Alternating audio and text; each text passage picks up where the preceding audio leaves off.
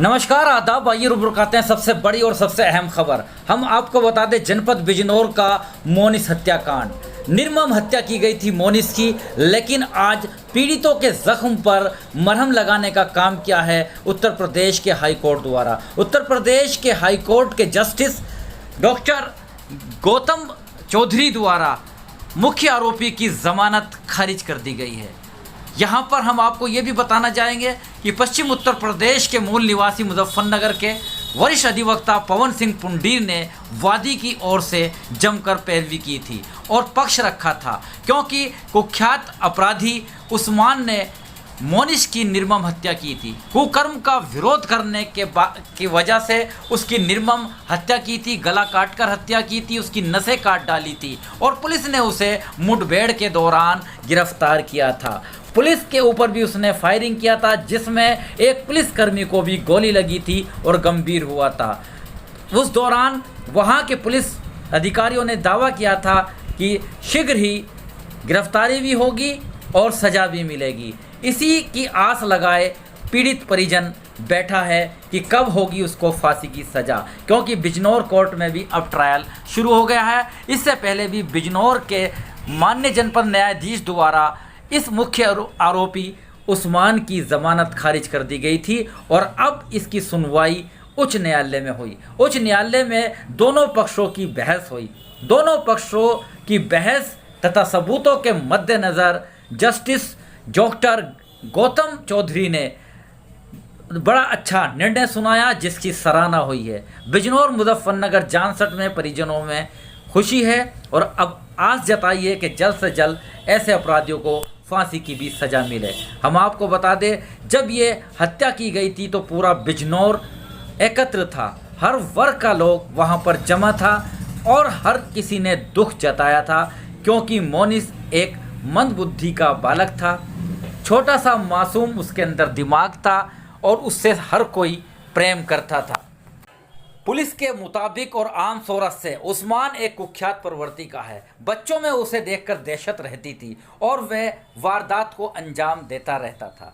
अब उसको पुलिस ने जेल भेजा है, इस हत्याकांड में जेल में बंद है और उत्तर प्रदेश के माननीय उच्च न्यायालय द्वारा उसकी ज़मानत खारिज कर एक बड़ा जो मरहम का काम किया है, वो पीड़ितों के ज़ख्मों पर मरहम लगाने का काम किया है और बड़ा सराहना की जा रही है, क्योंकि ठाकुर पवन सिंह पुंडीर ने अपनी दलीलें दी, क्योंकि साफ जाहिर था, केस में सबूत भी थे कि सीसीटीवी फुटेज में खींच कर ले जा रहा था उस्मान उस मासूम मोनिस को और कब्रिस्तान में उसकी निर्मम हत्या करता है।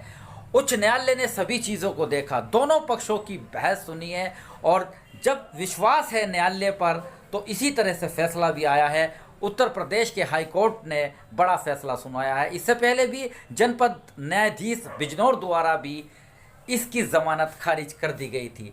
अब ट्रायल शुरू हुआ है, ट्रायल में भी पुलिस का भी दावा है, सबूत भी जाएंगे और सबकी यही आस है और सबकी यही उम्मीद है कि जो भी हत्यारे हैं मोनिस के, उन्हें सख्त से सख्त सज़ा मिले, ताकि फिर ना हो कभी ऐसा अपराध, ना कभी ऐसी हरकत किसी के साथ हो। क्योंकि इस बच्चे की निर्मम हत्या के बाद पूरे बिजनौर के अंदर सन्नाटा छा गया था, हर जगह दुख भी था और रोष भी था। जानसठ मुजफ्फरनगर, क्योंकि जानसठ का मूल निवासी परिवार था मृतक और बिजनौर में किराए पर रहते हैं, लेकिन माननीय उच्च न्यायालय के इस बड़े फैसले से राहत की सांस ली है। अब सभी की मांग कि जल्द से जल्द हत्यारों को हो फांसी की सज़ा। हम आपको ये भी बताना चाहेंगे कि उत्तर प्रदेश के डीजीपी द्वारा भी ट्रैकिंग की जा रही है, पोर्टल के जरिए लगातार मुकदमों की निगरानी की जा रही है कि जल्द से जल्द हत्या के मामले हो, पॉक्सो के मामले हो, बलात्कार के मामले हो, बच्ची और महिलाओं के हत्या से संबंधित अपराधों पर तेज़ी से होगा निस्तारण। उन्होंने ये भी कहा कि चार्जशीट के बाद हर हाल के अंदर 3 दिन के अंदर होगा चार्ज फ्रेम और उसके साथ साथ 1 महीने में होगी सुनवाई। ऐसा दावा किया है, क्योंकि उत्तर प्रदेश शासन की भी मंशा है कि हत्यारों को माफियाओं को तथा इसके अलावा जितने भी ऐसे अपराधी हैं जिनको चिन्हित किया गया है या अपराध कर रहे हैं उनको सख्त से सख्त सज़ा दी जाए। और उसकी कवायद शुरू हो गई है। लगातार देखा भी जा रहा है कि प्रदेश की अदालतों द्वारा दिन प्रतिदिन कड़े फैसले सुनाए जा रहे हैं, दोषियों को सज़ा दी जा रही है। और अब इस पीड़ित परिजन ने भी हत्यारों को फांसी की सीधी मांग की है और उन्होंने आस जताई है अपने न्यायालयों से, अपने प्रशासन से, अपने शासन से कि सख्त से सख्त मिले सज़ा हत्यारों को। बहरहाल और बड़ी खबर के लिए हम आपको लेकर चलते हैं। उत्तर प्रदेश के डीजीपी विजय कुमार के कड़े निर्देशों तथा शासन की मंशा के अनुसार चिन्हित किए जा रहे हैं माफिया, और माफियाओं को चिन्हित किया गया है। जनपद मुजफ्फरनगर लेके चलेंगे। जनपद मुजफ्फरनगर में भी वरिष्ठ पुलिस अधीक्षक संजीव सुमन ने बड़ी कार्रवाई को अंजाम दिया है। 90 करोड़ से अधिक की संपत्ति उन्होंने सुशील मूछ की जब्त की है। आइए सुनवाते हैं कि प्रेस वार्ता में क्या दी बड़ी जानकारी एसएसपी संजीव सुमन ने। प्रदेश सरकार से चिन्हित माफिया सुशील मूछ की आज लगभग टोटल मिलाकर के 90 करोड़ की संपत्ति कुर्क की गई है। इसमें माननीय मुख्यमंत्री जी, हमारी सरकार की जो भी मंशा है जिसमें माफिया की कमर तोड़नी है, वो प्रोसिक्यूशन चाहे वो मुकदमे हो, चाहे वो उनके संपत्ति उन पर फाइनेंशियल चोट करने की बात हो। तो आज मुजफ्फरनगर पुलिस ने हमारे सीनियर्स की प्रेरणा से हम लोगों ने एक लगभग पीछे 2-3 महीनों के अथक प्रयास के बाद एक लगभग 90 करोड़ की संपत्ति कुर्क कर रहे हैं सुशील मूछ की, जो उसने अपने रिश्तेदारों के नाम से साइफन ऑफ कर रखी थी। बहुत ज़्यादा इस पे काम किया गया है। इसमें टोटल मिला करके आज की डेट में लगभग 15 संपत्तियां उसकी कुर्क हो रही हैं, जिससे कई सारी ज़मीनें हैं अगर अलग अलग थाना क्षेत्र में।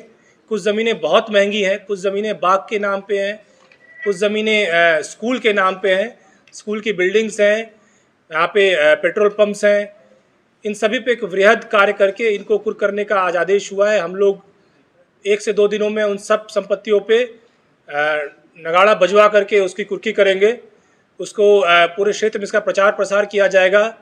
माफिया राज में समाप्त हो चुका है। किसी प्रकार के माफिया अगर संपत्ति इस तरह की गलत तरीक़ों से अर्जित करते हैं तो उस पर हम कार्रवाई करेंगे।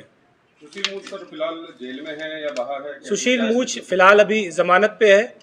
उस पर जितने भी आपराधिक मुकदमे हैं उन सब की हम प्रभावी पैरवी कर रहे हैं। जितने भी मुकदमे हैं उस पर हम लोग अपने अभियोजन के माध्यम से, जजेस के सहयोग से माध्यम से, अपने प्रोसिक्यूशन के माध्यम से हम लोगों ने अपना पूरा दबाव बनाया हुआ है। जल्द है उसमें भी हम लोग कोई ना कोई सफलता पाएंगे। अभी तक जो पुलिस ने कार्रवाई की इसमें कोई राजनीतिक लिंक सामने आया? राजनीतिक लिंक किसी प्रकार का डायरेक्ट कोई राजनेता के नाम से लिंक नहीं है। ये इनका पारिवारिक लिंक है। जो भी लिंक्स हैं इनके, ये इन्होंने परिवार के माध्यम से साइफन ऑफ किए हैं। परिवार के ही विभिन्न लोग हैं, उनके नाम पे फर्जी पैन कार्ड्स बने हुए हैं। फर्जी पैन कार्ड के माध्यम से अलग अलग एक व्यक्ति के 2-2, 3-3 पैन कार्ड्स बने हुए हैं। उन पैन कार्ड के माध्यम से इस मनी को साइफन ऑफ किया गया है। सारी संपत्तियां शो करने के लिए, चूँकि लैंड कैप है, एक व्यक्ति एक सीमा से ऊपर सीलिंग एक्ट के तहत ज़्यादा ज़मीन नहीं रख सकता है। उस ज़मीन को साइफन ऑफ करने के लिए इन्होंने एक ही व्यक्ति के मल्टीपल पैन कार्ड्स बनाए, पैन कार्ड के माध्यम से अलग अलग संपत्तियां खरीदी। उन सब के लिए एक मुकदमा 2020 में भी दर्ज हुआ था फर्जी पैन कार्ड का, लेकिन उससे लिंक्ड संपत्तियां आज हम लोग ढूंढ पाए।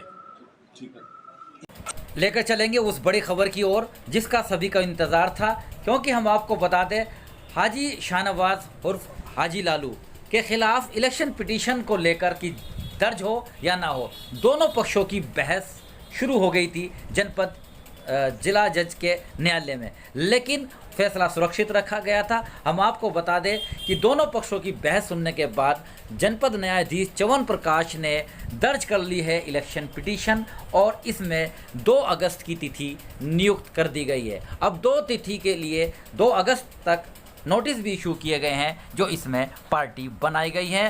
बहरहाल बने रहिएगा। और दूसरी बड़ी खबर के लिए मेरे साथ आरिफ शीशमैली, चीफ एडिटर बार और bench and news in today Lucknow Muzaffarnagar.